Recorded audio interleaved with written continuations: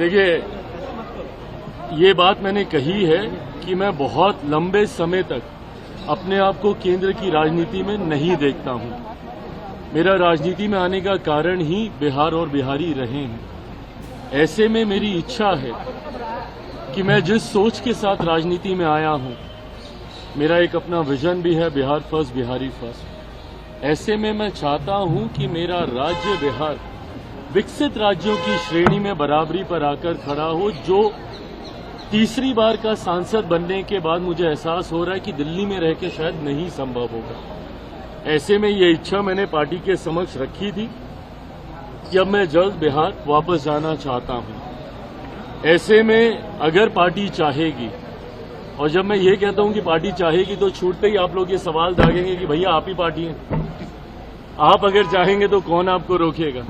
हकीकत भी है, गलत नहीं है ये।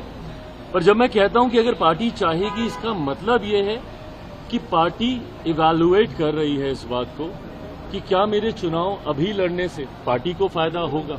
क्योंकि कई बार जब राष्ट्रीय स्तर के नेता प्रदेश का चुनाव लड़ते हैं तो चुनाव में भी आपको मजबूती मिलती है। भारतीय जनता पार्टी ने कई बार इसका प्रयोग किया है जब उन्होंने अपने सांसदों को चुनाव में उतारा, जिसका उनको स्थानीय स्तर पर विधानसभा के चुनाव में फायदा हुआ, और ये होता है। तो अगर मेरे चुनाव लड़ने से मेरी पार्टी को मजबूती मिलती है, एज एन मेरा स्ट्राइक रेट बेटर होता है।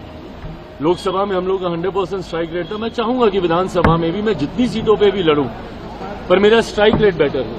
तो अगर मेरा स्ट्राइक रेट मेरे लड़ने से और मेरे गठबंधन का प्रदर्शन अगर इससे बेहतर होता है, जो कि चर्चा में लग रहा है, तो मैं जरूर लड़ूंगा। मुख्यमंत्री पद की बिहार विधानसभा चुनाव में मुख्यमंत्री पद की कोई वैकेंसी नहीं है। मौजूदा मुख्यमंत्री नीतीश कुमार जी ही चुनाव परिणामों के बाद प्रदेश के मुख्यमंत्री बने।